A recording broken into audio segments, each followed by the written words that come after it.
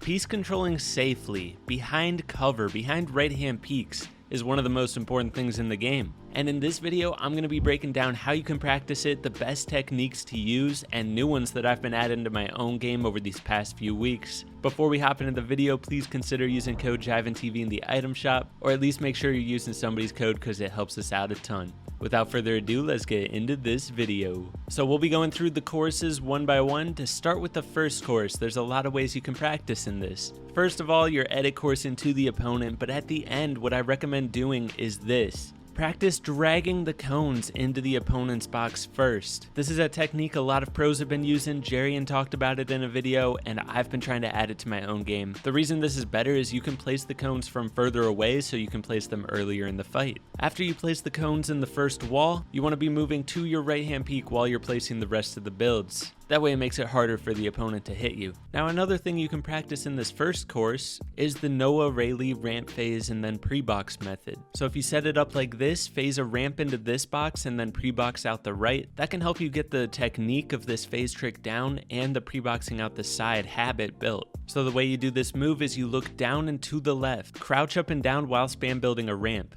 Once you get the crosshair placement of this down, you should be able to do it every single first try, right after that first crouch. And then just practice pre-boxing out the side, just like we talked about earlier, cones first. There's more ways you can practice that move in this map, which I'll show later. And lastly, you can practice edit coursing like this, where you place the cones first and then edit through the wall the entire way to the opponent. So course number 2, there's a lot of things we can practice here as well. First off, you can practice the normal way, just like I'm doing here on screen. The idea for this is you take the wall, place cones and walls in the opponent's box, and take a right-hand peek shot, just like that, but you want to try to not get hit by the enemy. I'm a bot, so I got hit. And then you just edit down and do the same thing to the bottom person. You can even practice with a ramp instead of a cone. Similarly to the last course, you can also practice doing the Noah Rayleigh phase trick here. Place a ramp through the dude's box and then take the wall. After that, edit down to the other bot and just do the simple mongrel through the window. Now this is a really good thing to practice, doing mongrel edits through windows.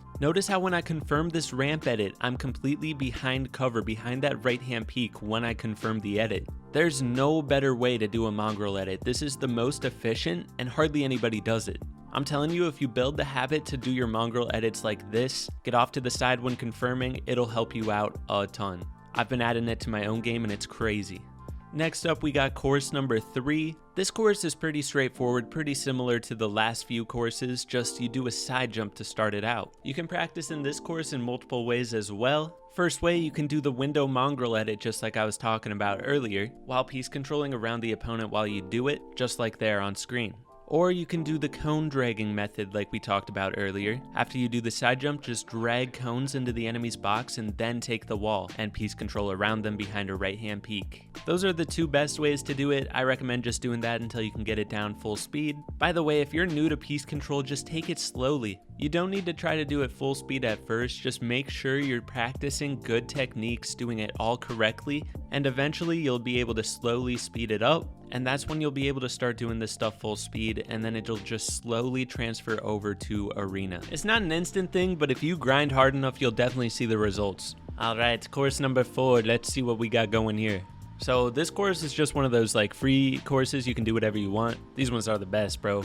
So in this course, you can practice that stuff we were talking about earlier where you drag the cones in, or you can practice doing safe techniques from above. So the way I like to practice in this course is to double edit on them from above, place the ramp in their box and then walls around them. But the biggest thing when practicing this technique is after you edit the ramp on them, you want to be walking backwards and crouching. That way you kind of dodge their shot if they're trying to pre-fire you. Notice how I'm positioned kind of behind the ramp so they don't have an angle, and then I take a peek shot. From my experience, that's the best technique for editing from above, and that's what I practice in this course. Now course number 5 is good practice for pre-boxing from above. This is supposed to simulate the situation where you're pressuring their top and then they edit out the side and you pre-box out that side. So I run it just like this. I'll do the ramp edit from above on the first bot, just like we talked about in the last course. And then when I'm pre-boxing the guy out the side, similar to the last course, I kind of try to crouch and walk backwards or to the left while taking the shot. Course number 6 is high wall practice. If you're struggling with high walls, this is the place to go.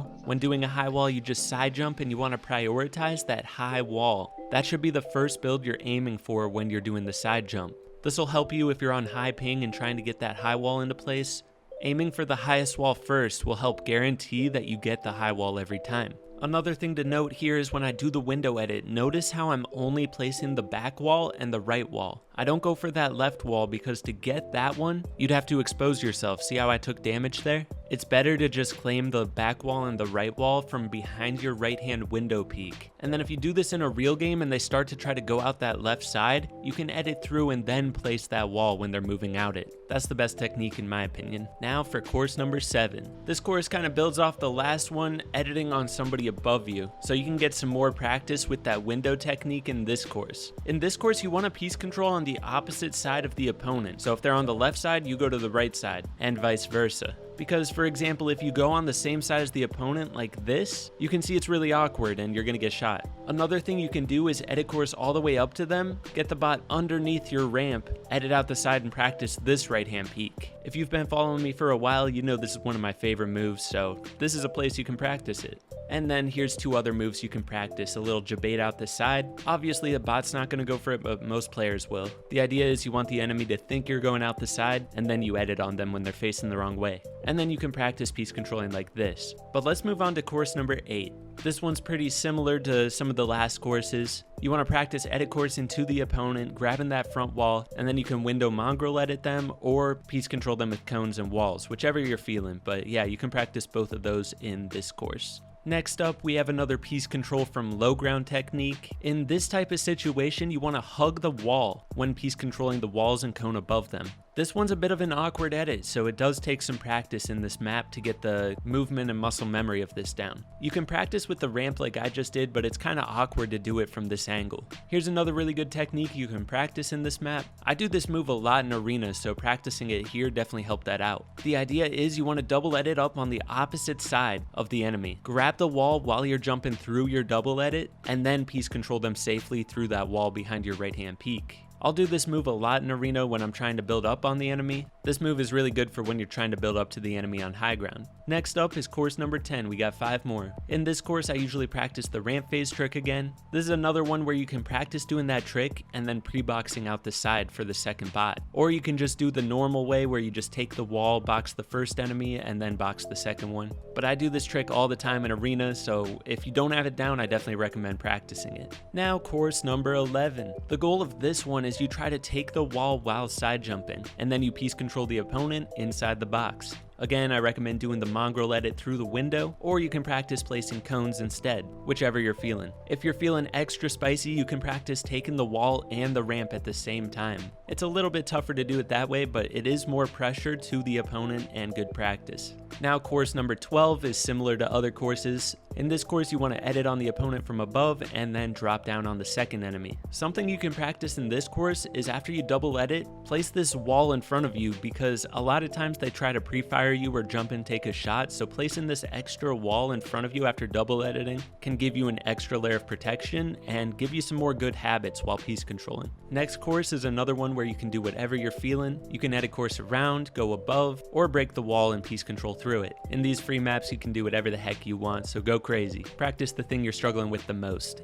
Anyways, last course. This one's a good one. This is another course where you just edit course to the opponent, drag a cone over top of them while going around the corner, and then you want to grab the back wall while you're behind a right hand peak. First way you can do this is over a triangle edit like this, grabbing the back wall while you confirm the edit and run to the side. And you could do that same edit on the opposite side like I'm showing here. I hesitated because I'm not used to doing it on this side. But the better way to do it from this direction is to use the wall as cover. Walk to the left while confirming your edit, use the wall as cover while you place that back wall behind them.